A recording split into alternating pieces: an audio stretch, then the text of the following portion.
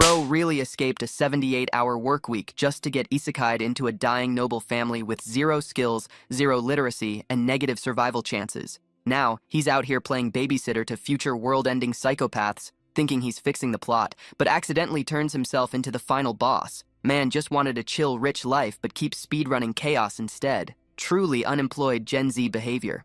The story begins with the Federation Kingdom of the East is destined for total destruction in 10 years' time. This apocalypse will be brought forth by the 5 Great Sins, a group of terrifying individuals possessing world-ending powers. In a desperate bid to prevent this future, a man sitting behind a desk of endless paperwork reveals that he has taken on the role of their patron, looking over the young, somber children who are destined to become these monsters. He admits to himself that he never expected this task to become a big deal. A man who was once a modern-day wage slave, exhausted by 78-hour work weeks, finds himself suddenly inhabiting the body of a noble in this fantasy world. At first, it seems like a dream come true, but reality hits when he stares at a book in confusion, wondering why he didn't gain the knowledge of the language upon arrival. He realizes as he is completely illiterate and possesses no special powers or magic whatsoever. His thoughts are interrupted when the butler announces that his meal is ready. He is led to a massive dining hall where a luxurious feast is spread across a long table. After enjoying the delicious food, a maid informs him that she will help with his bath before bed. He finds himself being pampered in a large tub by 2 maids, marveling at the life of a young master of a count's family where he can simply be useless and pampered. He relaxes, thinking this is the life that he missed yet. The maid mentions that the young masters, Leo and Tonio, will be returning the next day and asks him to sleep early. When he asks who they are, she is surprised that he doesn't seem to know his own family, the Palatio house. The name rings an ominous bell in his mind. In a panic, he plunges his head underwater, realizing with horror that he is inside the world of Psychedelia, a turn-based RPG he used to play in his past life. He recalls the game's plot. No matter which route a player takes, the kingdom and all nobility fall the moment the 5 great sins, wrath, greed, sloth, pride, and obsession, appear. Among those destined for ruin is the Palatio house, a noble family of troublemakers involved in prostitution and drug trafficking. He realizes he has possessed Alan Palatio, the 3rd son and an extra villain, whose house is the first to be wrecked by the sins. Alan collapses in despair, wishing to go back to being a 78-hour-a-week wage slave rather than a luxury-living noble destined to die in 10 years. He laments being a character with 0 powers, but then a realization strikes him. Knowing the future is a power in itself. He decides that to save his own peaceful life, he must remove the causes of the world's downfall. He resolves to reform the 5 great sins while they are still just children. 2 months pass. Alan sits in his study, having successfully rescued orphans from the Orphana Human Testing Center and placing them under the care of a girl named Utia. Alan observed Evan Knight with sharp, precise eyes, recognizing his skill despite the lack of expression on his face. Confident in his judgment, he wanted to continue working with him. Evan, however, remained indifferent, unconvinced that he would grow accustomed to such treatment anytime soon, though he still accepted the praise with restrained politeness. Shifting back to the matter at hand, he recalled that their purpose was to save a girl named Utia, to which Alan affirmed without hesitation. Evan admits that even to a veteran mercenary, she was no ordinary child. The scene ends with a flashback to a dark, barred cell where Evan first encountered the children. Evan recalls finding Utia in the Human Testing Center, a child so unnervingly strong he couldn't understand why she allowed herself to be locked up. He questions Alan on why he doesn't bring her to the estate, but Alan cryptically replies that leaving her where she is remains part of his plan. Alan knows her true identity, Utia Blutia, a non-human who signs a contract with an otherworldly being and eventually becomes the Sin of Wrath, responsible for hundreds of thousands of deaths. He believes that if she grows up in a peaceful environment instead of a battlefield, he can defuse this landmine. Alan hands Evan a letter to deliver to Utia, claiming it's a simple message of reassurance to help her through her trauma. As Evan rides off, Alan privately hopes the letter works. It contains specific quotes he heard dozens of times during the Sin of Wrath storyline in the game. In the original game, an archbishop tried to use these same words as a spell to calm her, but he failed, leading to a bloodbath. When Evan delivers the letter, he is overwhelmed by the unbelievable mana radiating from Utia. She stands motionless and seemingly emotionless until she reads the message. Dark, crimson energy erupts from her as she demands to know why Alan didn't want her by his side. Evan, terrified by the Master Realm level of power she is manifesting, quickly repeats Alan's excuse. It's not yet time. The words, agony of the dark, impassivity of the bright, trigger a deep reaction in Utia. She interprets the letter not as a rejection, but as a secret promise and a sign that Alan is her master. Her terrifying aura subsides into a chilling, wide smile as she accepts his reasoning. Back at the estate, a blissful Alan goes to sleep, proud that he has successfully extended his lifespan and resolving to work just as hard on the next kid. In the library, Alan is buried under a mountain of books, desperately searching for clues about the third boss. His search is interrupted by Evan, who arrives with news that they have successfully rescued the second child. Alan immediately emphasizes that the child must be treated with extreme kindness, but the conversation is cut short when his second brother, Tonio Palatio, known as the Drug King, bursts in. Tonio mocks Alan for being an illiterate noble trying to study and physically harasses him. Alan, knowing his own lack of power, chooses to endure the humiliation and tries to leave quietly. The tension escalates when the eldest son, Leo Palatio, the prostitution king, appears. Leo is even more dangerous and hostile, threatening Tonio and demanding he leave. Alan watches as his two scummy brothers fight over the position of family head, realizing that he cannot mess with either of them if he wants to survive. He retreats, lamenting his position as an incompetent bastard child while Evan looks on, deeply confused about how Alan even knew about the secret bioexperiments and illegal markets in a completely different region. Despite his exhaustion, Alan reveals the identity of the rescued child, Deus Macalian, the future sin of sloth. In the original game, Deus was sold into slavery and abused so severely that he eventually annihilated kingdoms in horrific ways. However, the game noted that Deus was actually a hard-working individual who repaid every debt. Because of this, Alan is determined to treat him with kindness now to prevent his future cruelty. Alan informs Evan that he has sent Deus to the same orphanage as Utia, along with a letter. In the letter, Alan makes small talk and instructs Utia to take care of the slightly sick child. At the orphanage, Utia approaches the broken and traumatized Deus. She recognizes the traces of abuse on him but tells him that the Great Moon has still chosen him. Under the moonlight, Utia reaches out to Deus, promising him that his revenge is guaranteed if he remains loyal to the Master. She radiates a terrifying, blood-red energy, already preparing her first reply to Alan's letter. Back at the estate, Alan is still frantically searching for the third boss when Evan bursts in with shocking news. Tonio Palatio is dead. At the funeral, Alan observes the dysfunction of his family. His father, the Count, shows no grief, bringing drugs and women to his own son's wake. The official report claims he died of an accidental fall, but the reality is far more gruesome. Alan recalls the game's original plot, where the vermin Tonio lived for 50 more years before being killed by his own brother. Alan says he has to resolve the 5 deadly sins. A year passes, and the Palacio County becomes strangely peaceful as Leo absorbs Tonio's drug business. Alan and Utia have become regular pen pals, and Alan is pleased to see that the children at the orphanage, Yuna, Haidan, and Deus, are growing up seemingly normal, engaging in hide-and-seek and puppeteering. Evan informs Alan that sponsorships for the small orphanage have mysteriously increased, and more importantly, the Information Guild has finally found a clue regarding an ancient book about the third boss.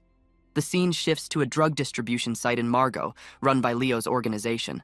Suddenly, a slaughter begins. Men are butchered as if by invisible strings, their hands moving against their own will to turn their blades upon themselves. A hooded figure watches the carnage, calling it a puppet show.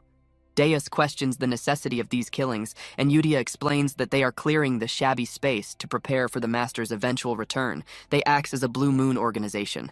2 years have passed since Alan began his pen pal relationship with Utia. He is seen frantically searching the backyard for Evan, who suddenly collapses nearby, exhausted. Evan triumphantly announces that the 5th and final sin has been safely delivered to the orphanage. Alan is relieved and rewards the hard-working knight with macarons, noting that finding the 3rd sin, greed, was particularly difficult even with his gamer knowledge. Despite his successful mission, Alan looks weary, though he insists to a skeptical Evan that he is smiling. Relaxing on the grass, Alan reflects on how smoothly things are going. He recalls the tragic backstories of the bosses in Psychedelia*, where the chances of saving them from their horrific fates were originally slim. Evan hands him the latest mail from the orphanage, reporting that the children, who were once like broken dolls, have brightened up significantly. Alan is impressed by Utia's management, suspecting her attachment to the orphanage game setting is why she handles everything so perfectly without letting anyone interfere. Utia's letter confirms that everyone is growing up splendidly and that Deus is no longer a concern. Alan feels a sense of pride seeing the kids grow up in a healthy environment, proving that the right setting can change even a sin. When Evan asks when they will finally meet in person, Alan admits he has no intention of seeing them yet. He admits that while he saved them, their original game personalities are still terrifying to him, and he decides to wait at least 5 more years before a face-to-face encounter. In the meantime, Alan focuses on his own survival in this dark fantasy world. He discovers he has a natural talent for magic and begins practicing self-defense skills to avoid being a weak link. Evan then mentions a group called Blue Moon that has become popular for hunting down criminal organizations and even killing corrupt nobles. Alan dismisses them, thinking they aren't part of the original game setting and will likely disappear soon. He has no idea that this trash-cleaning group is actually his own protégés acting on his behalf. Exhausted by the conversation, Alan tells Evan to sleep in the room next to his from now on. The scene opens with a night report on the Blue Moon organization's recent activities. Seolang, the Sin of Pride, gleefully announces she took care of the slave traders in the north, showing off the heads of her victims with a playful, beast-like smile. She brags about her outfit and how she taunted her victims before killing them. Meanwhile, Rhine, the Sin of Greed, calmly confirms the cleanup of the south, while Radon, the Sin of Sloth, reveals that the illegal human experiment labs and the organization Avalon have been completely shredded without a trace. Yuria, acting as the leader, declares that everything is proceeding according to the Master's will, but notes a new problem. A document was found during the purge suggesting the Count's eldest son, Leo, was plotting against Alan. 2 years later, Count Palatio dies. While the official cause is listed as cardiac arrest, Alan knows it was the inevitable result of drug abuse. The funeral is a hollow affair with no one truly mourning. Alan, noticing the presence of Blue Moon in recent reports of total annihilations, wonders why they are being taken so seriously by the public. When Evan asks what he will do now that the first son, Leo, is set to inherit the title, Alan surprises him by packing his bags. He plans to move to a small village in the southern Palacio territory called Rodmill to escape the looming chaos. Alan enjoys a brief, peaceful period in the south, even taking up cooking. However, only 3 days later, he is forced to return to the Count's mansion for yet another funeral. He is shocked to find that Leo Palatio is dead as well, his heart pierced by a blade. Alan is bewildered by how all the death flags from the game have changed so drastically. As he investigates, the mansion staff seem terrified of him, even apologizing for making eye contact. Evan approaches Alan and whispers a shocking question. "Young master, could it be you're the one who wiped out Avalon overnight?" Alan is left speechless as he realizes his reputation has taken a dark turn he never intended. A flashback reveals the day Alan left for Rodmill. Inside the carriage, Evan questions why they are heading to a remote village instead of a major city. Alan, with a determined expression, explains that Rodmill is the final destination of his plan. He has successfully saved the 5 great sins from their tragic pasts, preventing the world's destruction.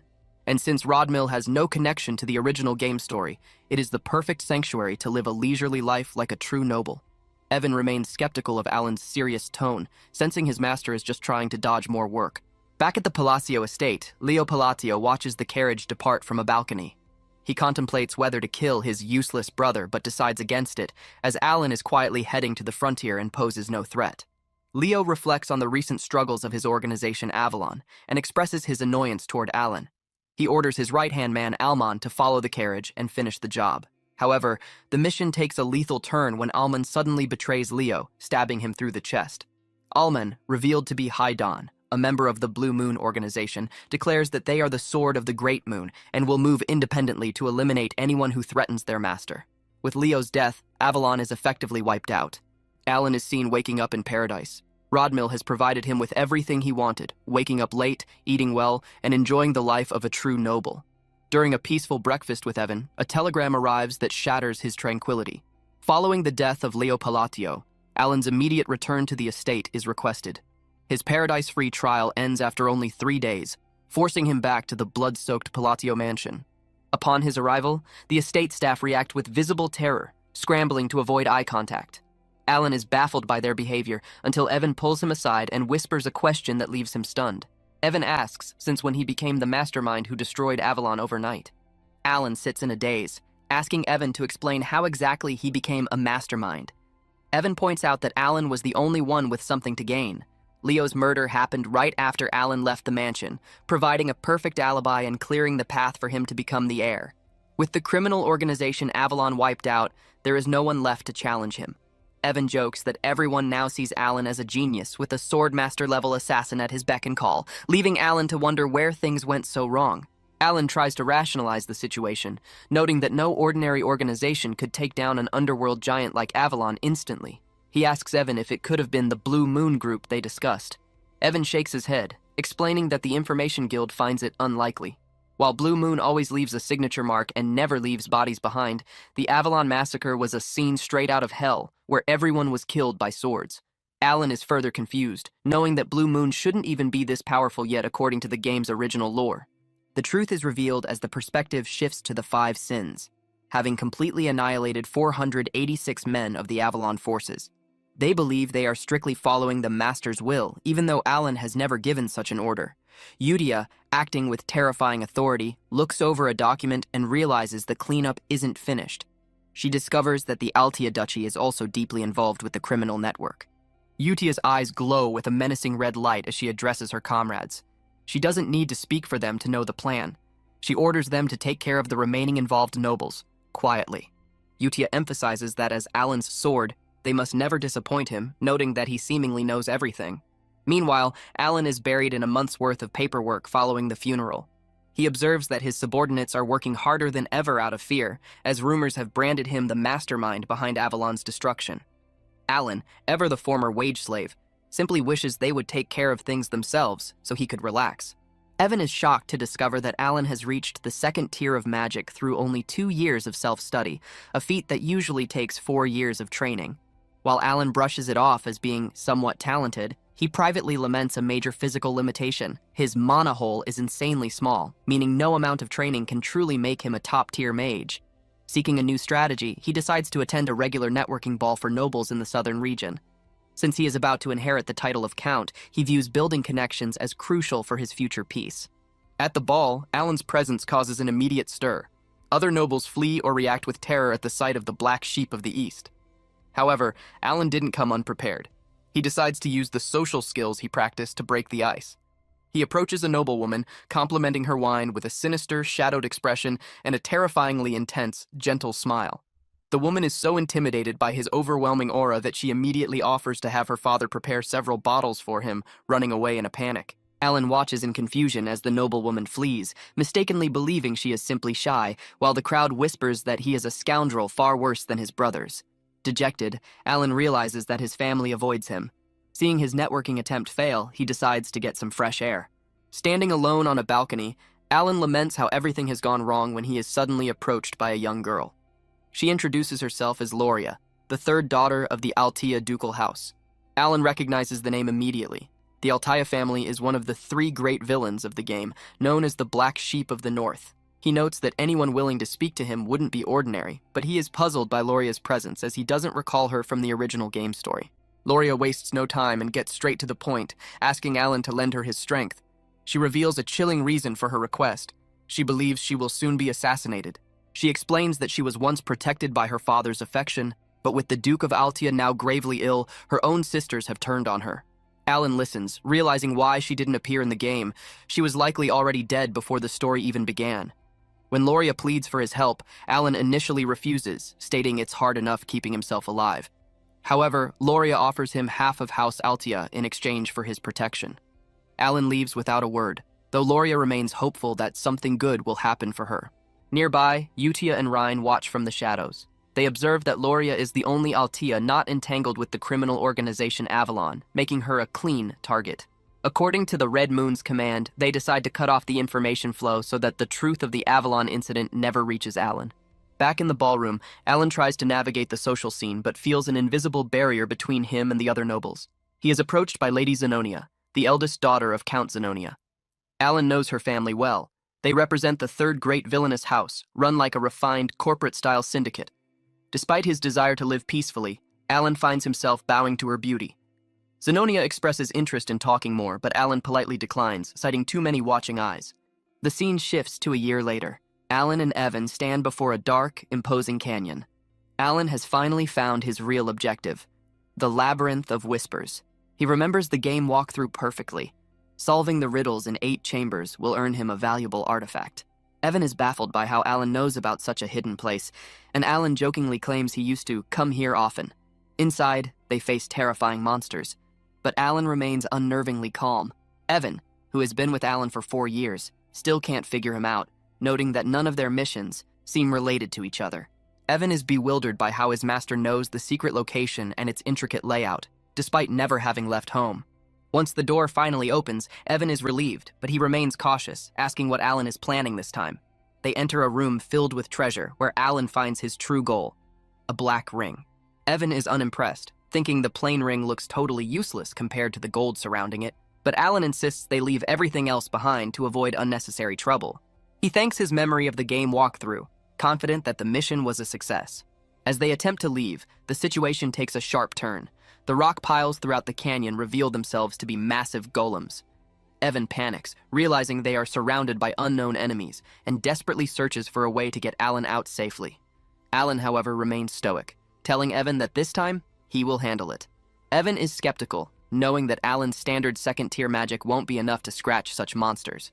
Alan then activates the artifact, initiating the constraint commencement. A mystical voice representing a fragment of the great will of Norlala speaks to him. Alan is tasked with declaring 2 constraints to gain power. Drawing on his knowledge, he declares that all his spellcasting will require the hand seals of Babylonia and the use of only sacred words. The voice accepts his proposal, recognizing him as one who remembers the mysteries of a forgotten god. As the black ring is absorbed into his thumb, Alan feels the laws of the world twisting in his favor. He reflects on his limits, noting that normally, no matter how much he trains, his mana output is mediocre. However, with the constraint active, he prepares to test his true potential. He creates a sphere of lightning that, while initially faint, is amplified several-fold by the artifact's power. Despite his small mana hole, the result is overkill, completely obliterating the golems in a blinding explosion of blue light. Evan watches in utter disbelief as Alan destroys the monsters with what should have been mere second-tier magic. As they exit the canyon, Evan is still reeling from the display of power, asking if Alan had been hiding his true strength all along. Alan privately admits he didn't even know it would be that powerful. He reflects on how the game Psychedelia used a turn-based combat system where sigils and incantations could enhance spells over several turns. Tired of the canyon, Alan decides it's time to head back east, mentioning he has something specific to do once they return. Evan is surprised by Alan's sudden diligence, while Alan plans to test his mana recovery and new limits. Under the moonlit sky, a mysterious figure watches Alan from a distance. As she wanders through the ruins, she discovers ancient inscriptions written in the script of the Alanaf Empire. The woman reveals that she was born within the ancient library, with a great mission, giving her access to all historical records. She reflects on how the Blood Knight Queen she encountered was vastly different from the one recorded in history, signaling that something extraordinary is happening. Most importantly, she notes that the incantation Alan used against the golems doesn't exist in any records of the ancient library. Stunned by his power and the fact that even the Great Moon, the Blood Knight Queen, showed him reverence, she questions who Alan truly is. Realizing that everything the Crimson Moon spoke was true, she feels a deep sense of shame for merely following orders. When she asks for the information, the messenger reveals that the man in black has perished, his neck having been twisted twice in midair by an unseen force. Realizing the gravity of the situation, she decides to report the incident for proper handling, noting the terrifying efficiency of the kill. The scene then moves to the Zenonia Count's house, where Akalia reflects on her recent encounter with Alan. She remembers his gaze being as cold and unfeeling as the depths of the abyss, far exceeding the rumors she had heard about him. While her father, the Count, acts as a figurehead, Kalia reveals she is the one truly running the house from the shadows. However, Kalia is shaken to learn that the spy she planted was detected almost immediately. Her subordinate called her and informs that the magical seal failed to activate. Despite this small relief, Kalia is left frustrated and wary, realizing she has been caught off guard by a major weakness the moment she met Alan. Loria Altia remains alone, reflecting on Alan's cold gaze and realizing he is far more dangerous than she initially anticipated. She recalls her life within the Altia ducal estate, where she was systematically stripped of her inheritance and power by her 4 siblings, Timalian, Marianne, Feline, and Kig. Having survived only through her father's fleeting protection, she now feels completely vulnerable following his death. Suddenly, her maid rushes into the room, hysterical, with news that shakes the entire estate. 2 of Loria's siblings, Lady Feline and Lord Kig, have been found dead, apparently having taken their own lives. The horror deepens as the maid reveals that the remaining 2, Timalian and Marianne, were also found dead. Loria realizes the terrifying truth. Alan was the silent force behind the annihilation of her family. She understands that he didn't just ignore her plea for help. He chose to eliminate every obstacle in one fell swoop, making her the sole heir to the Altia Duchy overnight. Trembling as she piecing together the scale of his ruthlessness, she realizes she has entered into a pact with a demon disguised as a noble. 2 months later, a confused Alan receives a shipment of incredibly rare and expensive Cernax wine from Loria. He feels a twinge of guilt, assuming she sent it because he had failed to help her during the ball. However, Evan enters with the shocking update that Loria has officially become the Duke of Altia. Loria sits in her office, letting out a long sigh as she reflects on how quickly time has passed. She looks around the room, realizing she was never even allowed to enter this office back when his father was alive. Although her siblings died quite abruptly, she managed to avoid all suspicion regarding their ends. She was lucky enough to have a perfect alibi, as she was attending the ball when the incidents occurred. When she had returned to the mansion, she felt like she had truly lost everything in that moment. When the full reality of the situation hit her later, she was horrified by the sequence of events. She realizes now that he took complete advantage of that chaotic situation to advance his own goals. Outwardly, he had declined her offer with total indifference. But afterward, he handled every detail perfectly, leaving her wonder just how many steps ahead he is actually planning. Loria admits to herself that she didn't even inform him of her father's death to avoid being a burden. Yet it seems his plan required the power of Altia, which is why he reached out anyway. Even though she has unified all the organizations under her name, she still feels inferior. She knows she can't compare to the hidden power the other man is currently concealing. He is known as Palacio, the underworld tycoon who built his massive empire purely through business. Alan stares at the piles of gold coins in the chessboard, contemplating his next move. For now, she decides to stop overthinking and focus on the immediate tasks that need to be done. She expects his noble benefactor to contact him soon to discuss their future arrangements. A few months pass, and the scene shifts to 5 years before the actual story's beginning. The setting moves to a snowy mansion, where a guard runs up to greet a young man as young master. He quickly corrects himself, noting that the man is now a count since the new year started. The protagonist sighs, realizing that becoming a count wasn't part of his plan for a sweet, easy life. A servant approaches him, delivering a new letter that has just arrived from Utia. Evan asks if there is any new information about the assassins who killed Leo. The protagonist confirms there is nothing yet, but the Information Guild is still investigating the matter thoroughly. When asked if his goal is revenge, he clarifies that he just wants to be prepared for any butterfly effects. He opens the letter from Utia as he reads about the children's growth. The letter describes how everyone is doing fine and has been absorbed in their own various hobbies. Deus has become professional at puppet plays, while Xiaolong is busy playing games with her friends.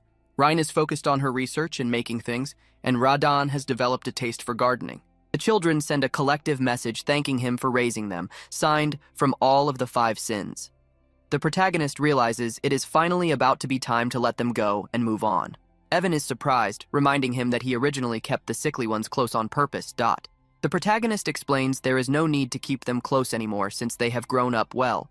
He wants them to think about their own futures now that they are healthy and strong.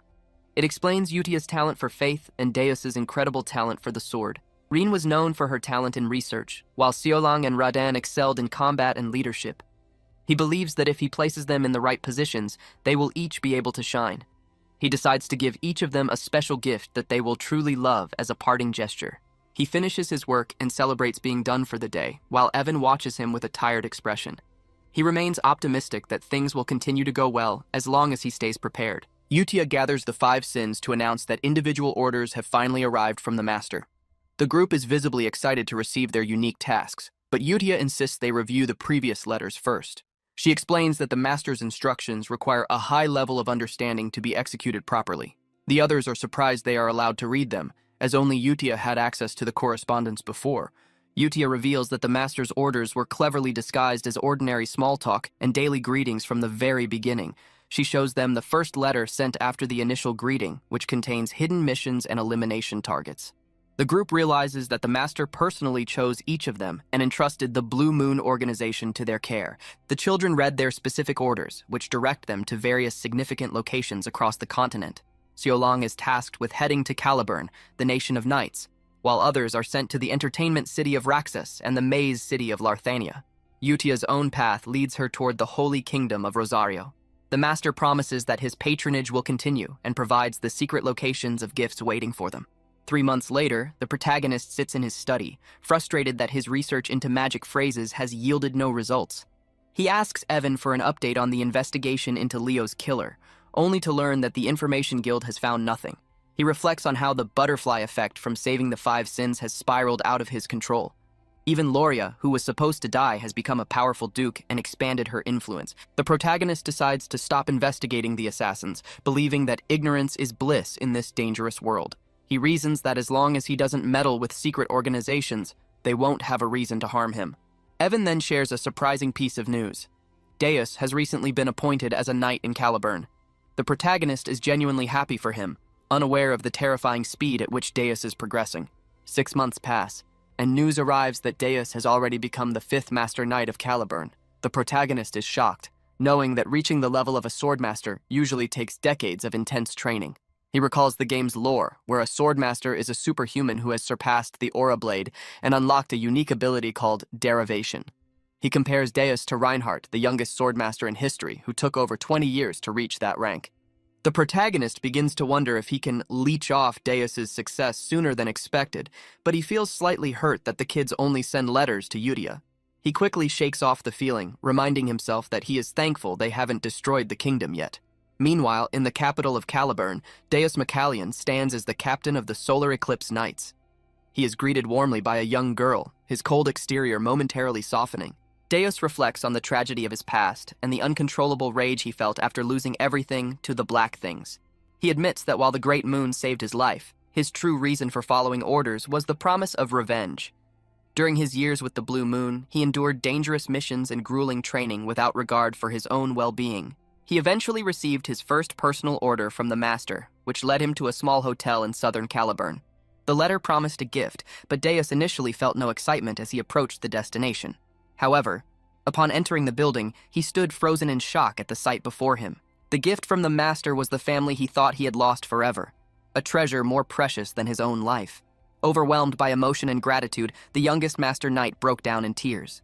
Deus holds his sister, Shilly, in a tight embrace, weeping with relief as he realizes the sibling he thought was dead is actually alive. After their emotional reunion, Shilly explains that following their separation, she was dragged away by them and held in a dark cage for a very long time. Just as it was her turn to be killed, a mysterious figure appeared and saved her from her fate. This memory transitions into a display of magical prowess, where a young man demonstrates how chanting specific phrases like collapse and fleeting full bloom can give magic a lethal purpose. He realizes that the specific order of these phrases is critical, as using collapse first resulted in failure. His experimentation creates a massive magical tree of light, an achievement that leaves witnesses like Kalia and her grandfather absolutely stunned. Kalia's grandfather, a high-ranking noble, is terrified as he recognizes this unique magic as Origin, a power level that should only be achievable by a 7-circle mage. The protagonist is confused by their presence and the technical hierarchy of mages, wondering why they are reacting so strongly to his self-defense practice. Meanwhile, the story provides a tip that in the land of Caliburn, anyone who receives the king's recognition can form their own knightly order. Deus continues to reflect on how a mercenary named Yaban saved Shilly and provided her with precious medicine and support ever since. He reads a note from Alan Palatio, stating that she is safe under the name of Palatio. Deus understands that Alan protected his sister by even staking his own name on it. He begins to realize that Alan truly knows everything, and all his previous questions finally fit together like missing puzzle pieces. He recalls the words, "Something good will happen," realizing Alan had given a hint to Shilly even before she was rescued. Deus feels a deep sense of loyalty, acknowledging that even if the sword acted on its own, Alan was generous enough to overlook it. To Deus, the survival of his family is a gift beyond compare. Yudia watches with a serious expression, noting that soon everyone will understand why she chooses to follow the Master so blindly. Deus declares that he is not a simple fanatic or a blind believer. He follows Alan because he must repay the debt of his family's lives. His mission is to reach the pinnacle of Caliburn as a Master Knight and create an elite guard of the best swordsmen. He leads the Eclipse Knights on a snowy expedition to battle barbarians, promising to endure any hardship to offer a repayment that will satisfy his master. Back at the estate, Alan enjoys a peaceful day, lounging in the grass while his research papers fly away in the wind.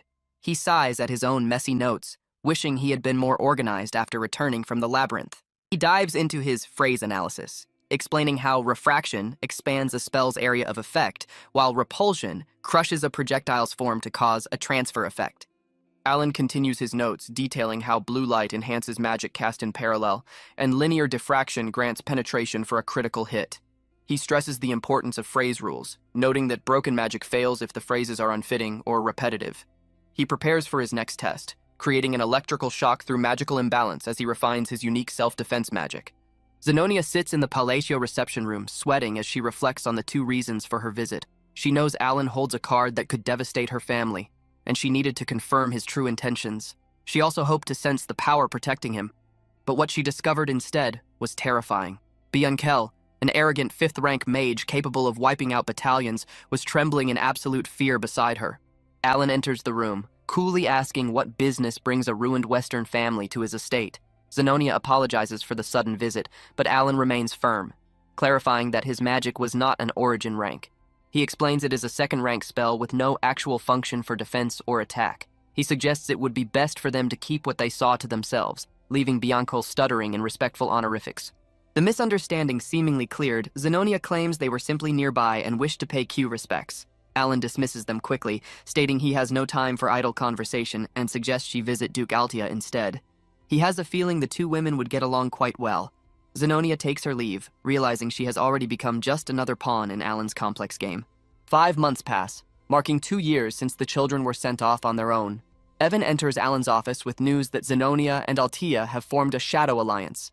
Alan is shocked, wondering if Zenonia actually took his advice seriously. He worries that such an underworld union might cause the kingdom to collapse, which was never his intention for a peaceful life. Alan decides to send a diplomatic message to Zenonia through the mercenary guild to smooth things over. He then turns his thoughts to Radan and Seolang, who vanished after reaching their destinations. He recalls the gift he sent Seolang, the sacred beast of the Golden Mane tribe. According to the item description, it increases critical hit chance by 20% and could help her become a legendary Langan warrior. In the desert nation of Colony, Seolang celebrates overcoming her ordeal, thanking the Great Moon for the gift.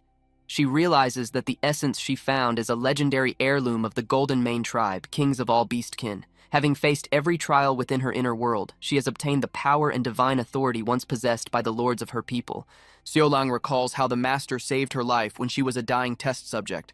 She vows to repay that grace by becoming the strongest gladiator alive and gathering her scattered tribe.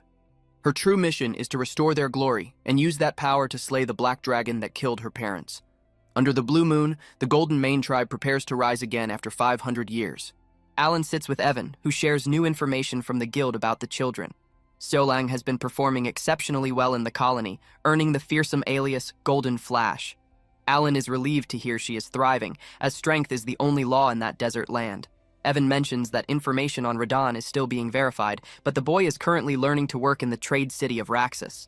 Suddenly, Alan reminds Evan that they need to prepare for a month-long journey to the Blue Magic Tower.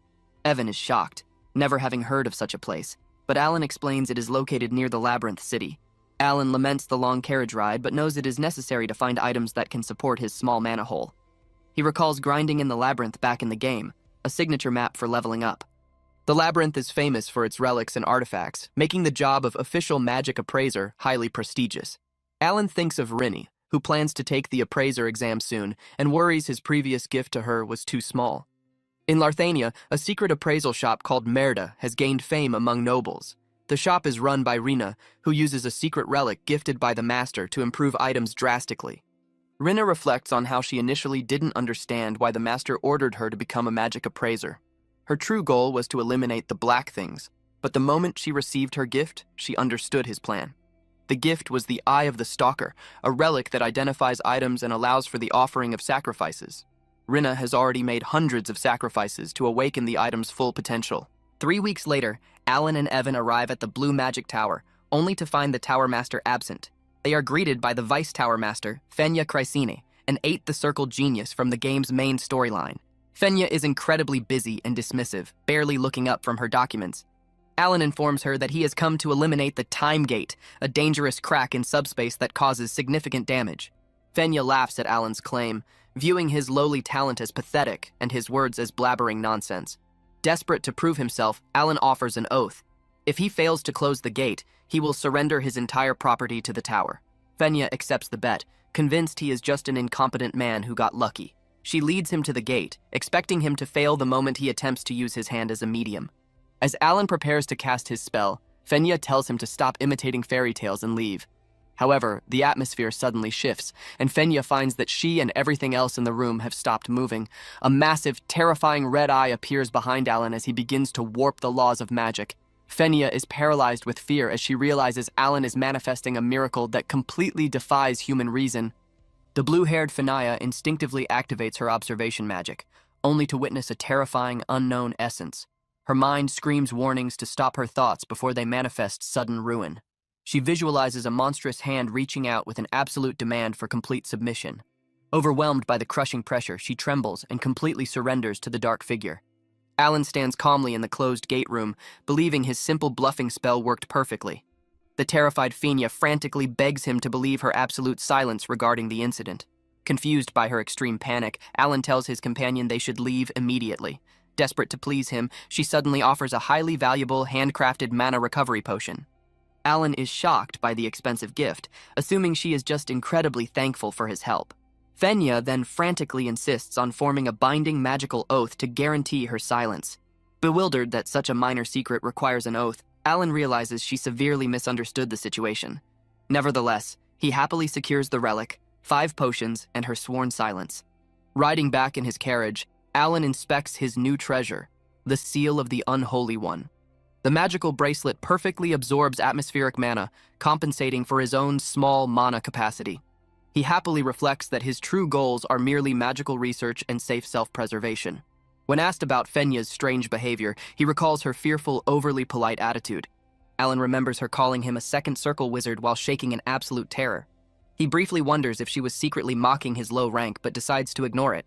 Enjoying the beautiful weather, he assumes he will never have to deal with her again. Meanwhile, Zenonia arrives at the Altia estate to share a calm cup of tea.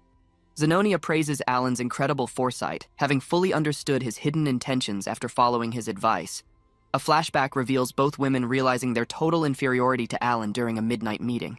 This shared fear forced Zenonia and Altia to form a comfortable, unshakable underworld alliance. In the present, they carefully analyze a seemingly normal apology letter recently sent by Alan. Zenonia dissects the letter, noting Alan's complaints about specific key figures in both major factions. She wildly concludes that Alan secretly plans to eradicate all existing nobles and forge a new regime. Believing the hegemon of the West is backing him, they eagerly begin drafting a supporting plan. Back at the tower, the exhausted lord confirms Alan's terrifying resemblance to the gate.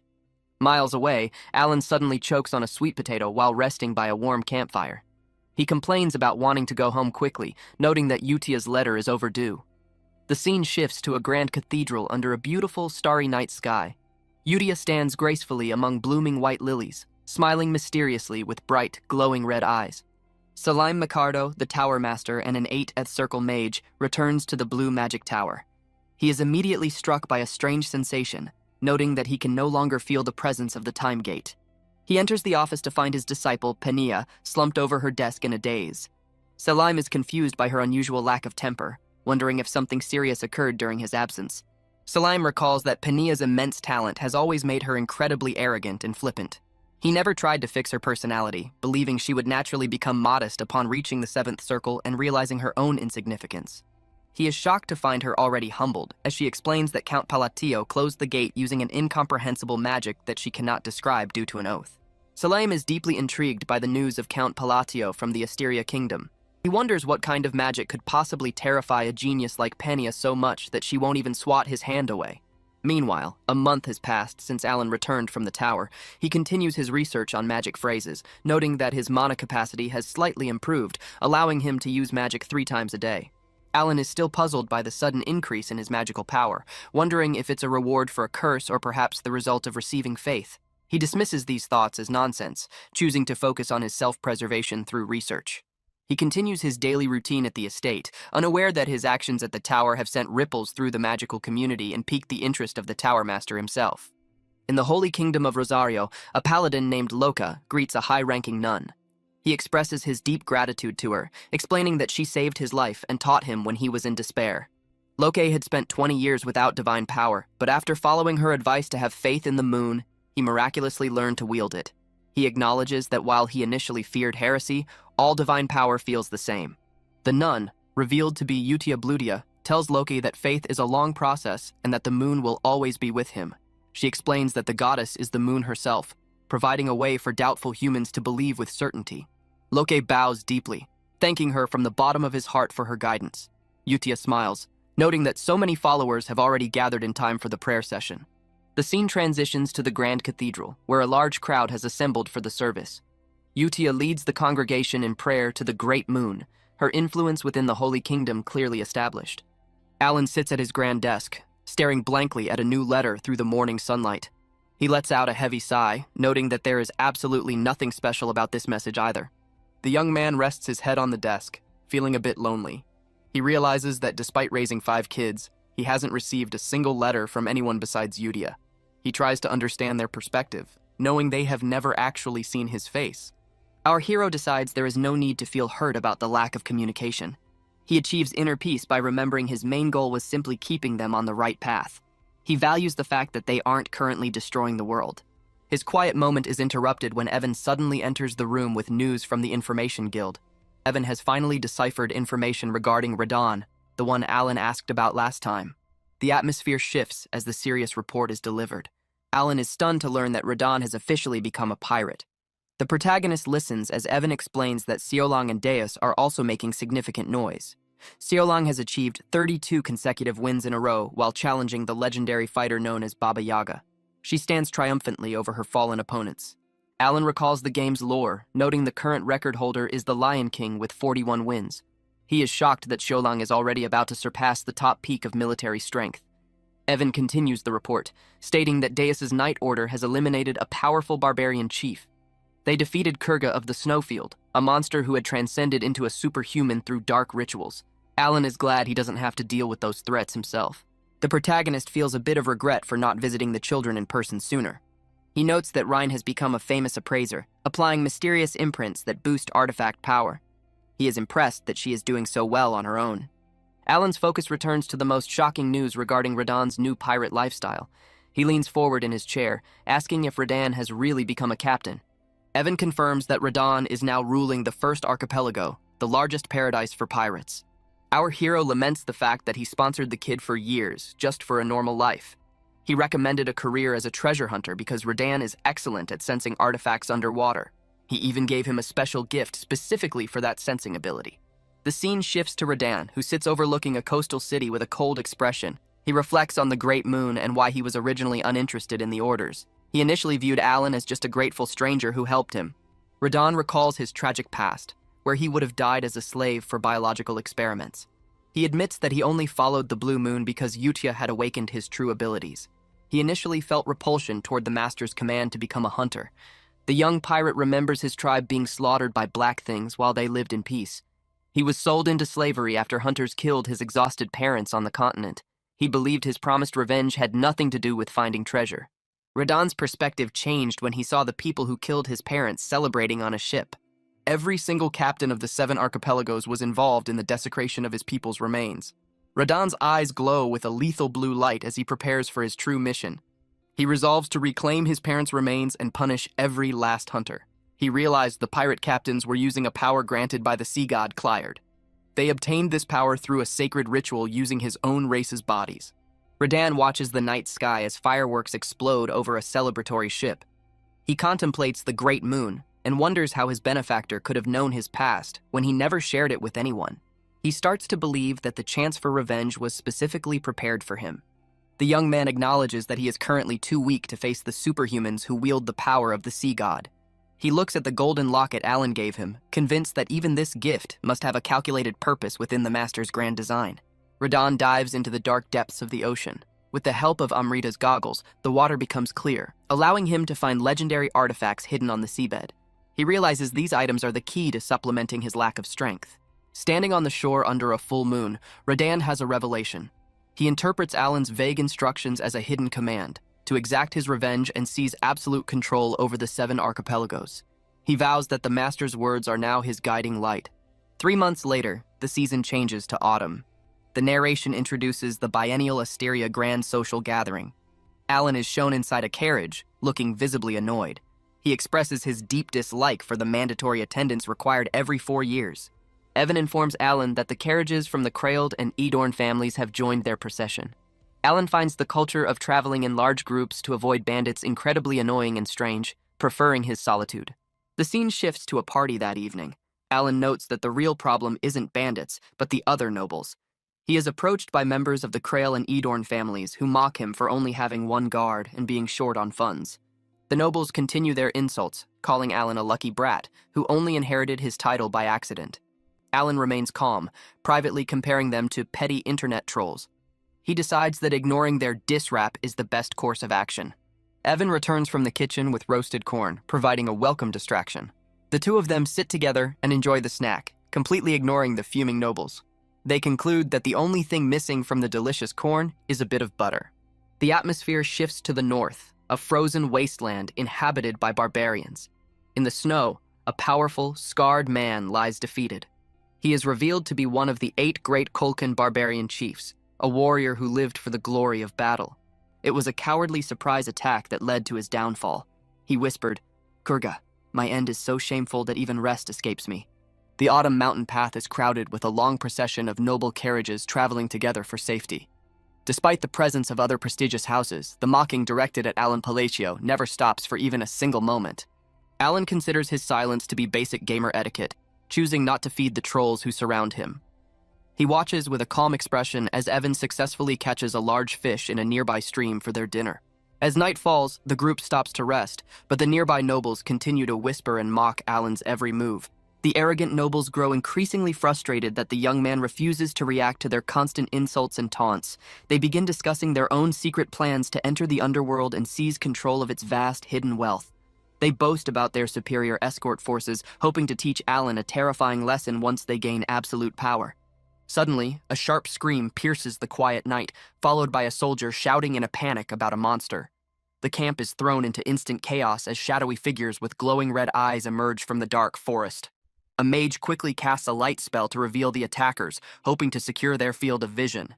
The light reveals several massive goblins with strange purple crystals protruding from their skin and bulging muscular frames.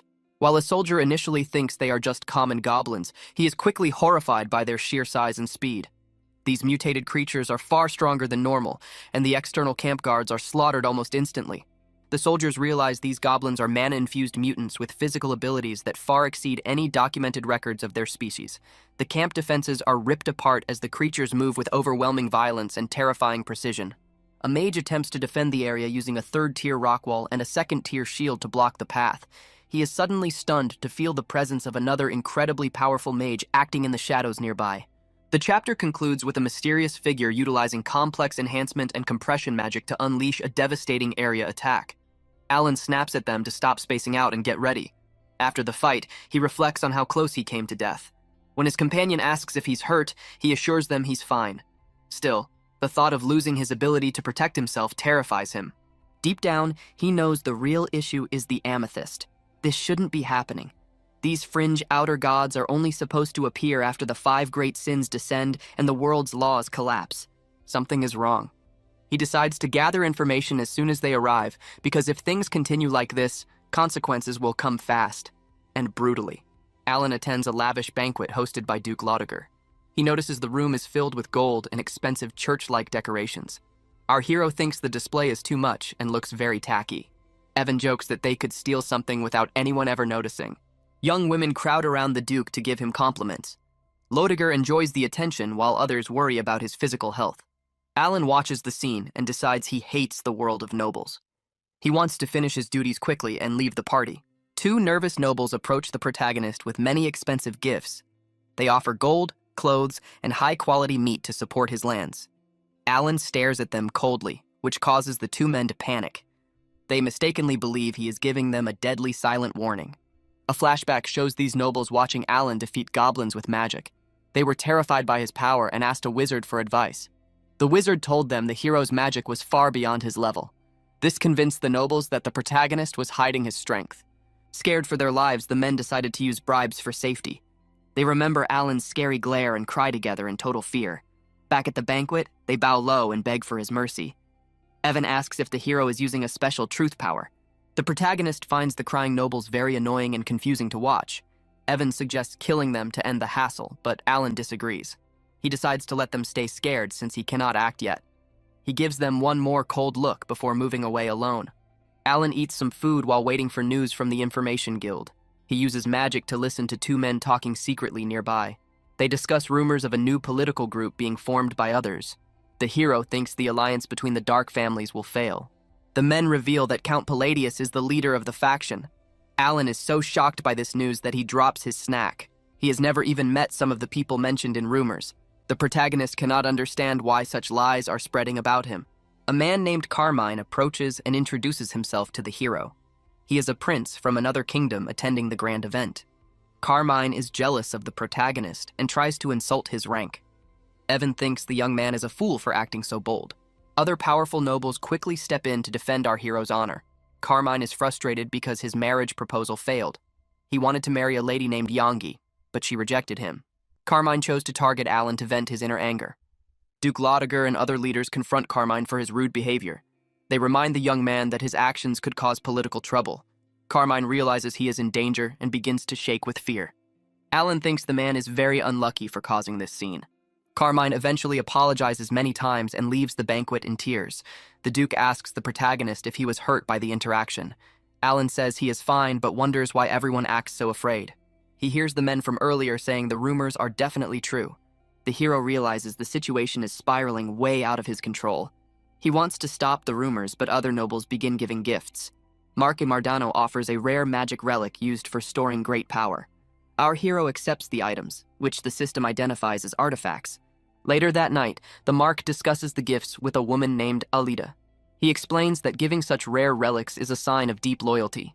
These gestures show that the nobles want to join a specific faction. They have officially chosen to follow the protagonist as their leader. Alida and the Marquis discuss their shared goals in a quiet meeting. The Marquis confirms that the other nobles have accepted their terms. He thinks about how even Duke Altia appeared to offer support.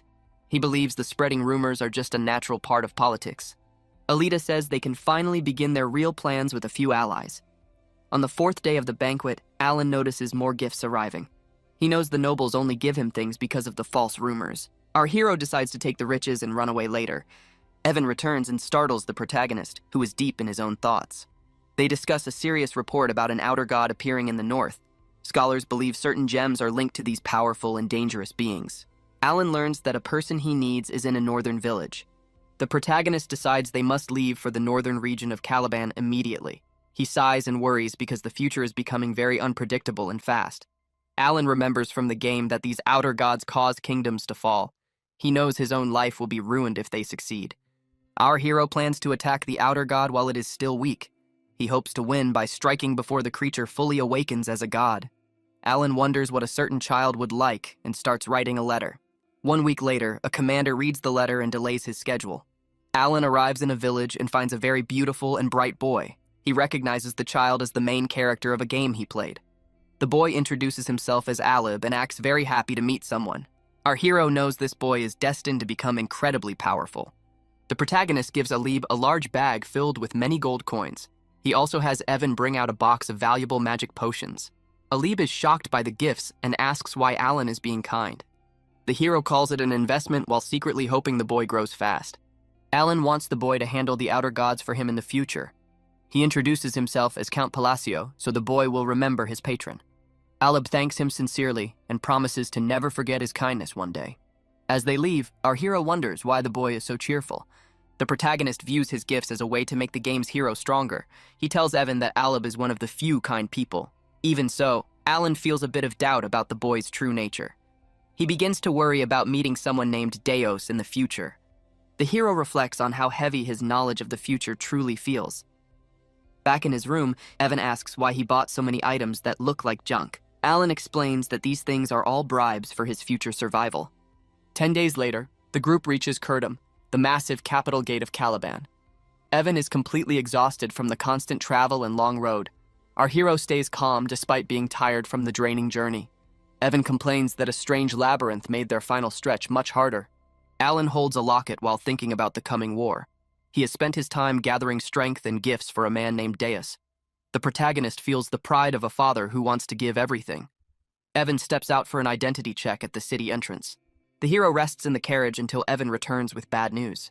They are being forced to step aside despite having verified identities. Alan exits the carriage and meets a knight named Vernon. The smug knight claims to be a student of the famous Fourth Sword. Vernon mocks the protagonist and brings other knights along for a display of power. He says a friend from the Asteria Kingdom sent him to settle a debt. Alan realizes the man is talking about the dramatic and unstable Carmine. He finds the entire situation very boring and pathetic. A flashback shows Carmine using a magic globe to complain to Vernon. Carmine was furious about being humiliated and demanded that Vernon seek revenge. Vernon laughed and promised to put on a big show for his friend. He believes he has nothing to lose by attacking a minor noble. The knights suddenly draw their swords and surround the hero and Evan. Evan instinctively pulls out his own blade to protect the protagonist. Alan is annoyed that Carmine's cowardice has followed him to this new land. Vernon points a sword at the hero's chest and demands all their valuables. Vernon thinks he is safe because Alan has no connections in Caliban. The hero grows angry and prepares a powerful fire aura in his hand. Vernon rushes forward to attack, but someone suddenly grabs him by the neck. The attacker breaks Vernon's bones and lifts him into the air. The knight screams in pain as his sword falls to the ground. It is revealed that Deus is the one holding Vernon by the throat. Deus is furious that someone tried to hurt his benefactor. He hurls the knight to the ground and begins kicking him without mercy. Deus warns the other knights that they will suffer if they move. He kicks Vernon so hard that the man spits blood and flies away. Alan watches in shock as he recognizes this man as the adult Deus. The hero realizes his former student has grown into a powerful warrior. Vernon struggles to stand while Deus continues to land punch after punch. Evan notes that the strikes are very impressive and powerful. Our hero is surprised because he thought Deus had forgotten him over the years. He feels like a proud father seeing how well his son grew up. Evan jokes that Alan's son is beating a man senseless in public. The protagonist pretends not to hear while secretly enjoying the boy's loyalty. He thinks Deus is being very sweet for defending his father's honor. However, he also worries that the beating is becoming a bit excessive. Alan remembers that Deus is actually one of the 5 great sins. Deus stops the fight and walks over to bow respectfully before the hero. The surrounding knights are terrified to see Deus acting as an escort. A frozen battlefield is covered in dead bodies after a brutal war in an icy land. Commander Delman raises his sword to celebrate wiping out the Great Kulkin and his entire tribe. The Crimson Flame Knights cheer loudly for their hard-earned victory over the barbarians. Delman orders his men to return to their outpost and prepare for their next move. The commander reflects on his achievement and refuses to be pushed around by the new Master Knight. He knows the war was won through trickery rather than the usual rules of honor. The Great Khan was lured out alone and eliminated by an undercover force. Delman curses the man who planned this scheme, but prepares to report his success. Suddenly, a lone man appears standing near the forward base, shocking the commander. The figure calls out Delman's name with a dark and heavy expression. Enraged, Delman attacks with a flaming sword, but he feels a strange and terrifying energy. He realizes the man before him is not the Khan he thought was dead. A demonic shadow forms behind the figure, who condemns the defilement of their sacred duel. Delman is paralyzed by horror as cold sweat pours down his face. He realizes this being is something unknown and far more dangerous than any human. He launches more desperate fire attacks, but the man evades them all with ease. The mysterious figure offers Delman a final opportunity for a duel. The commander orders his knights to surround the man, but the entity only smirks. Demonic mana gathers in the man's hands as he declares the knights do not deserve honor. He releases a poisonous toxin that infects the fallen corpses on the ground. The dead knights begin to scream like zombies and beg for death because of the pain. The man slashes Delman's throat with his bare hand and strikes the ice with force. A massive explosion sends the remaining knights flying as blood mist fills the air. The man then punches a hole through Delman's chest, ending his life. The man condemns the survivors as savages while the dead knights rise to surround the living. He announces the start of a bloody coliseum as the barbarian god Althus descends. Althus demands the knights prove they are not barbarians through a duel. As blood rains from the sky, the scene shifts back to the capital gates. Deus bows respectfully and offers to escort Alan, leaving the surrounding knights in complete shock. They cannot believe a warrior of his prestige would lower his head to a foreign count. Deus is famous for only showing courtesy to the king and once beating a prince. The knights wonder who Alan truly is to earn such high respect. Our hero feels burdened by the extreme attention as he is invited into a luxurious carriage. They arrive at a massive, brightly lit mansion that Alan thinks looks like a giant crab. Inside, the atmosphere is suffocatingly quiet and heavy. Alan decides to be honest about his intentions to show proper respect to Deus. The protagonist enters the room and asks Deus for a favor, which surprises the young man. Deus immediately agrees to help, realizing this is a request rather than a cold order. They sit at a tea table in an awkward silence that feels stiff and heavy. Alan reflects that he actually enjoys being treated like a father figure. The hero breaks the silence by making two difficult requests to the young warrior. He explains that he must travel north and suggests they go together. Deus is genuinely happy and reveals he was already planning a northern expedition. Alan is relieved that his first request was accepted so easily by his student. The protagonist then brings up the second, more dangerous request involving the royal treasury. He explains that he needs to borrow a specific artifact called the Ring of the Madman. Alan knows this decision could lead to very serious consequences. A knight bows at the estate and reports that the escort mission was a success. He notes that Deus personally protected Count Palacio, ensuring everything went smoothly. Celie, the younger sister of Deus, arrives and realizes their guest must be very important. Everyone in the mansion is curious about the famous noble from the kingdom of Asteria. Alan faces Deus and asks to borrow the Ring of the Madman from the royal treasury. He is nervous, and a thin layer of sweat forms on his face from the tension. He knows this is a huge favor that could create a debt to the king. Without any hesitation, Deus agrees to help his benefactor. Evan enters the room with elegant, shimmering boxes and apologizes for being late. Alan presents these gifts to Deus, specifically recommending a refined gemstone string tie. Deus accepts the boxes, but says he will wait until he is alone to open them. Our hero worries for a moment that the gift was not good enough. Alan realizes Deus is showing deep respect because of their strong bond. He offers to pay for any trouble caused by his request for the ring. Deus promises to retrieve the artifact from the treasury as quickly as possible. The hero feels grateful, seeing that his former student is willing to do anything. Celie rushes into the room and reunites with Evan, embracing him like a brother. Alan is surprised by their happiness and remembers he once ordered Evan to save her. In the original game, Celie died a tragic death, but here she is alive and well. Seeing her reminds the protagonist how much she looks like her brother. Deus suddenly turns cold and pulls his sister away from Evan's friendly greeting. He demands that Evan use a formal title and stop acting so familiar. A dark, threatening aura surrounds Deus as he warns Evan to be silent. The atmosphere becomes very dangerous and awkward for everyone in the room. Alan realizes that Deus is only kind to him because he saved Celie's life.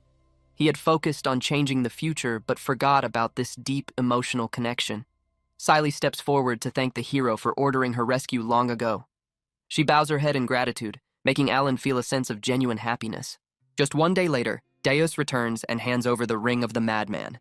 Alan is shocked that he retrieved a royal treasure in such a short time. Evan rushes in and reveals that Deus caused a massive scene at the treasury. He even slapped the second prince several times to get the ring. 3 days later, Alan joins the Solar Eclipse Knights for the Northern Expedition. 2 weeks pass, and the group receives terrible news from the northern battlefront. Units are collapsing, and demonic monsters are slaughtering the knights in the freezing lands. The military camp is in total chaos, as leaders argue about retreating. Deus silences the shouting officers and discusses the grim situation with the fourth sword, Folia. Most of the high-ranking masters are dead or critically wounded by the outer god. Folia suggests they should retreat because of the terrifying red aura spreading nearby. Deus notices smoke nearby and finds Alan calmly roasting a sweet potato over a fire. The hero looks completely relaxed despite the death and destruction surrounding the camp. Nearby, the wise master of the Blue Magic Tower argues with soldiers about her research. She is here to investigate barbarian rituals and refuses to help the wounded. The Magic Tower Master irritably orders Deus to move out of her way. However, she suddenly stops and begins to tremble when she sees Alan watching her. Alan waves casually to Phinia, the vice commander, and calls her over to his side. She approaches him while trembling and nervously explains that a specific medicine is currently out of stock. Our hero says he understands, but his disappointment causes Phinia to panic and change her mind. She quickly promises she can actually make the medicine, even if it takes a long time. The protagonist admits his money is tight and asks if he can pay her later. Phinia is so terrified that she agrees to accept a single gold coin as payment. Her subordinates are shocked to see her smiling after being scammed out of so much money. She runs off to prepare the concoction immediately, leaving the other mages impressed by her strange dedication. Deus senses an immediate attack and orders his soldiers to take their defensive positions. A horde of corpses charges from the shadows and begins killing the knights without hesitation. The soldiers fight back fiercely, cursing the undead as they cut through the endless ranks of enemies. Phinia uses her powerful magic to eliminate several corpses alone with perfect control. After the initial wave, a terrifying figure named Piola emerges from a massive, violent explosion. He condemns the soldiers for their lack of honor while electricity coils around his body. One knight tries to stab him, but the blade fails to leave even a small scratch. Piola crushes the soldier's head instantly, proving that human weapons cannot harm his soul. While others watch in horror, Alan remains calm and addresses the great god of duels. He invokes an ancient sacred oath and formally challenges Piola to a duel of Babylon. The outer god laughs manically before accepting the challenge and raising the dead once again. A red circular boundary forms around the two fighters, creating a coliseum that no one can enter. Alan feels a surge of panic as he realizes Piola is close to full manifestation. He knows the god's power almost rivals the 5 mortal sins at this late stage. Our hero only stays standing because he drank a special potion of excellence before the fight. The duel begins, following strict rules where players take turns for every attack and defense. Piola holds the initiative and launches a devastating move called the Song of Ruin. Rule 2 dictates that the defender cannot move at all while it is not their turn. The god praises the hero's honor as he prepares to strike with overwhelming force. Alan uses every drop of his magic to reinforce his defenses for the first round. A black aura surges from his hands as he prepares for the impact of the god's strike. The massive attack explodes with catastrophic force, completely hiding the protagonist within a cloud of smoke. Finea and Deus watch with intense worry, fearing the hero has been killed instantly. When the smoke clears, Alan is still alive behind a damaged magical barrier diagram. His body is strained and his tools are broken, but the yellow potion keeps him conscious. A flashback reveals Finea giving him 2 potions to manage extreme pain and physical limits. The hero reflects that his plan is working perfectly as he prepares his next move. The Supreme Potion allows the protagonist to move his body despite his heavy injuries. He reaches a state of frenzy and uses a binding summon power to continue the fight. The ring on his finger glows with a brilliant light as he prepares his first counterattack. A system window appears, urging the Savage One to prove his honor in the Grand Duel of Babylon. Alan explains that the rules are designed to limit the outer god's movements. Having survived the initial devastating blow thanks to a reincarnation pendant and healing potions, Alan prepares to activate the Ring of Radiance. To trigger it, he must stand on the verge of death and reveal his constraints. As the duel is sacred, Alan can neither defend nor counterattack normally. He begins to twist the rules of the world by declaring 4 specific constraints: using magic on snowy terrain, using magic at the gates of death, fighting against a god, using magic specifically against the great god of duels. As each constraint activates, Alan's power surges, culminating in a massive beam of purple lightning. A colossal explosion shakes the battlefield. When the dust clears, a hole has been torn through the heart of Earth Aloltus. However, the god remains standing and laughs, mocking the attack's failure but acknowledging Alan as a worthy heir to that will. Seated casually on the cracked ground, Aloltus reveals he has lost the duel and prepares to disappear. He expresses curiosity about a future conflict between the Black Thing and the Blue Thing. As a reward, he gifts Alan his own magical belt, the Belt of the Forgotten, which doubles both damage dealt and taken. Before vanishing, he reveals his true name, the God of Chaos. 2 weeks later, the expedition concludes and the group returns to the capital. Finea, the mage vice commander, is left terrified and confused after Alan questions her about the black and blue things. She flees the carriage in a panic. Meanwhile, Deus reports to the king and returns the Ring of Radiance. As Alan prepares to leave for home, a wealthy man once again due to the king's rewards, Deus asks if he can ever become as strong as Alan. Alan, hiding a bit of jealousy over Deus's natural talent, reassures him that hard work will make him strong. When Deus asks why Alan only ever asks for favors instead of giving orders, Alan simply says, "No one gives orders to their own family." Alone in his carriage, Alan breaks into dramatic, comical tears, feeling underappreciated for the pure goodwill and fortune he spent raising Deus. Back in his castle, Deus awkwardly tries to imitate Alan's magic gestures, smiling at the thought of finally being considered family. After 3 long months away, Alan finally returns home, shedding tears of relief as he enters his sanctuary. Exhausted, he tries to find his bedroom but accidentally opens the door to his work chamber. He is greeted by a horrifying mountain of unsigned documents and neglected files.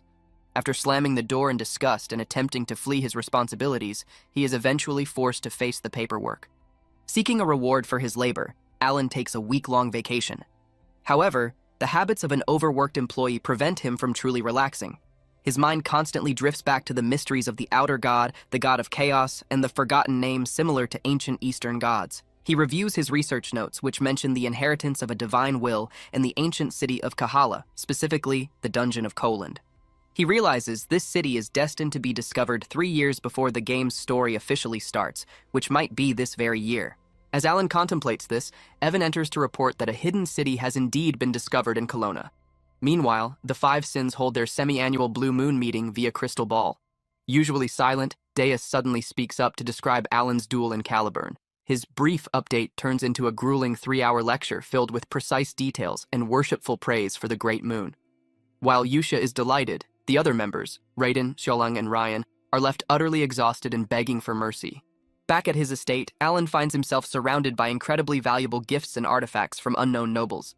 He realizes these came from his connection to Deus and decides to accept the generosity. By summer, the gifts slow down, and Alan prepares for the grand assembly in the capital of Asteria. Arriving late and hoping to stay unnoticed, Alan tries to sit in the back. However, the intense, expectant stares of the other nobles force him to move forward until he is sitting in the very front row. The assembly begins with an announcement. A new faction called Kalpa has been granted voting rights. When the host calls for Count Palacio, the president of Kalpa, Alan is struck with total confusion. Seeing Alita and Kaya smiling together, he realizes they have formed an alliance, and to his absolute shock, they have made him the president of this powerful new evil faction. In a frozen northern wasteland, a cloaked man walked through violent, icy winds. He stopped suddenly and looked over the desolate land with a strange smile. The man stared at a massive trench created by a previous god-tier battle. Far away, Alan faced a different crisis in a crowded council chamber. The chairman mistook the hero's stunned silence for a sign of composure. The room erupted in loud celebration with banners and bright confetti.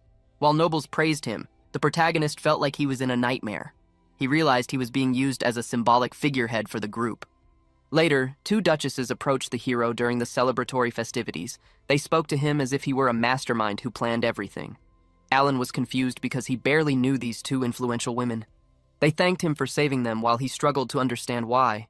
The hero remembered a polite apology letter he had recently written. His simple corporate language had been completely misinterpreted by others. He realized the gifts he received were actually applications to join him. The protagonist felt crushed, knowing his humility was mistaken for ambition. He worried that explaining the truth would be seen as a betrayal. To stay safe, the hero decided to keep pretending he was in control. He gave a vague answer about bringing order to the criminal underworld.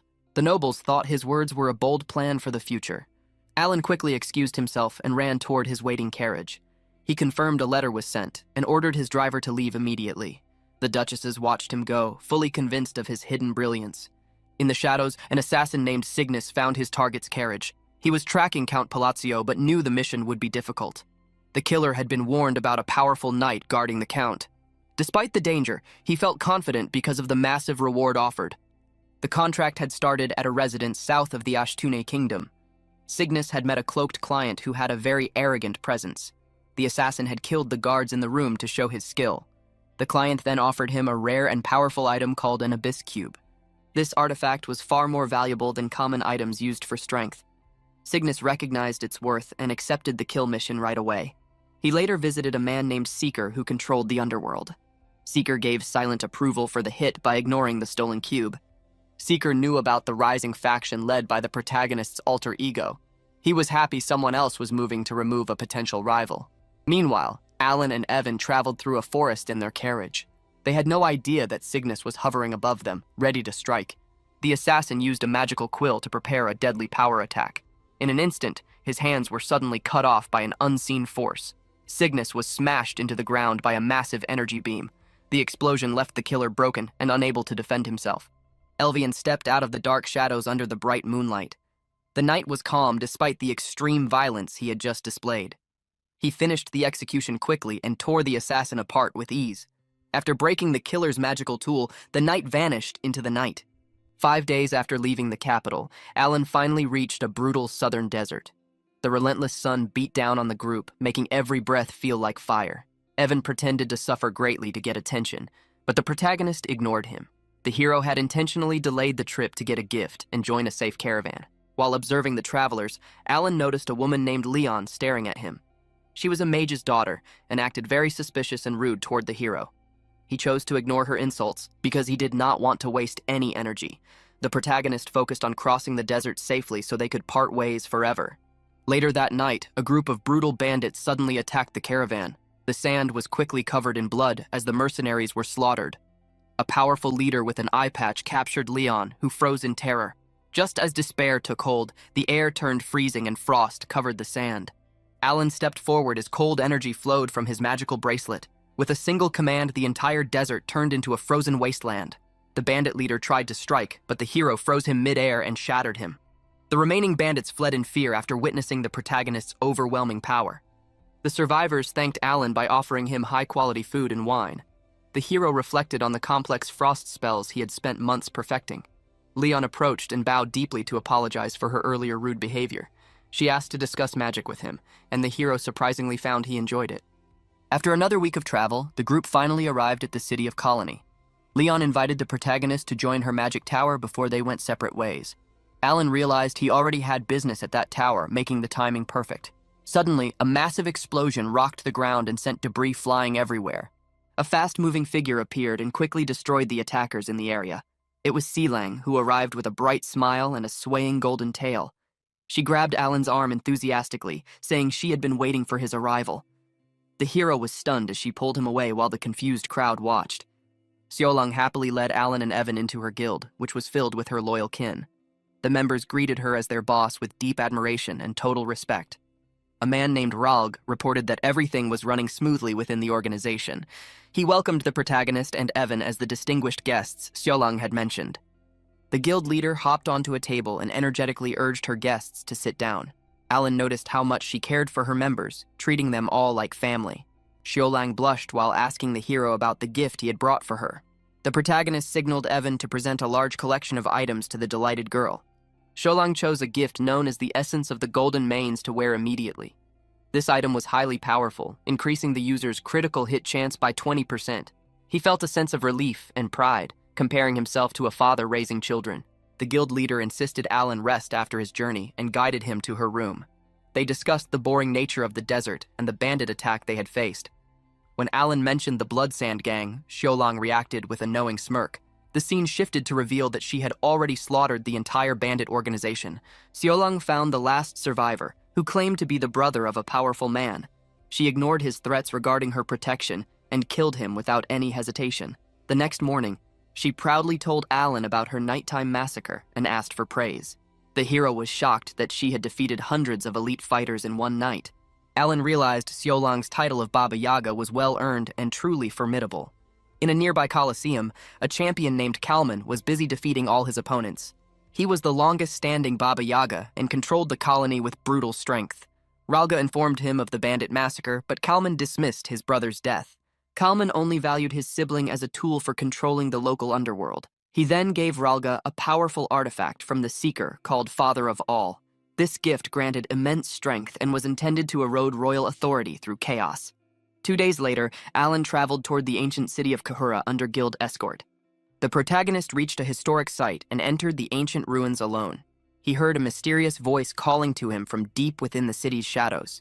A figure appeared and told Alan he possessed the minimal qualifications to be there. The hero identified himself as Olan and asked about the concept of a powerful believer. The entity, Altal, explained that the world judged individuals based on their status. He warned that foreign disturbances were coming and told Alan he must handle them. Altal found it entertaining that a capable mage had finally appeared after so long. He explained that true magic was a law imposed on the world by a mage's will. Alan realized he had never heard of the concept of the world's natural order. The entity pointed out the hero's confusion, but commanded him to follow the rules. He declared that he would personally teach the protagonist how to use proper magic. Outside the cave, Seolang grew worried about Alan's long absence before suddenly rushing home at full speed. She arrived to find Kalman mercilessly beating her family members within the guild. Furious, the heroine charged at him and condemned his shameless violence outside the arena. Kalman simply laughed, claiming he was merely seeking revenge for his fallen younger brother. The villain dashed forward to kill her family, but Seolang blocked him with a thunderous shock. Kalman easily dodged the strike, smirking as he mocked her predictable defensive movements. As the girl's rage peaked, a dagger suddenly pierced her back from behind. She turned in shock to find Ralga, her own trusted kin, laughing at her betrayal. Seolang couldn't believe her family would turn on her after years of kindness and affection. She had dreamed of gathering her tribe to reclaim the happiness they lost to a dragon. Ralga dismissed their bond as a facade and urged Kalman to finish her off quickly. The traitor had used an abyss body to multiply his strength far beyond normal limits. A massive explosion erupted as Sholong's mana clashed with Kalman's powerful punch. She leaped away to dodge Ralga's follow-up strike, frustrating the traitors with her speed. Even with his enhanced power, Ralga realized he still wasn't on the heroine's level. Kalman spotted Alan approaching and decided to take the hero hostage to regain control. Ralga mocked Sholong as a deadly poison from his blade began to spread through her. He claimed the guild only followed her because of the lucky power she possessed. The girl insisted they were a real family, but Ralga summoned the rest of the traitors. As he moved to steal her power, a sudden mana attack from Alan blocked his path. The protagonist struck both villains, shocking Ralga with the intensity of his aura. Alan noticed the black magical smoke and wondered why high-level abyss entities appeared so early. He treated Sholong with a high-grade potion to help her overcome the paralyzing poison. The hero reassured her that most of her kin were likely still loyal to her. Sholong gathered her strength and asked the protagonist to hold the line for her. The hero agreed instantly, motivated by the thought of returning to his own family. The heroine rushed forward to punish Ralga, while Alan activated his ice flake formation. He combined his powers, recalling the ancient lessons about constructing true magical logic. The hero unleashed a massive spell that the ancient entity recognized as an ice spear. The shadowy figure laughed, noting that modern fools had long forgotten its true name. He corrected the terminology, identifying the protagonist's devastating attack as the ice crystal spear. Alan used this forgotten legacy to bend the rules of the world against his enemies.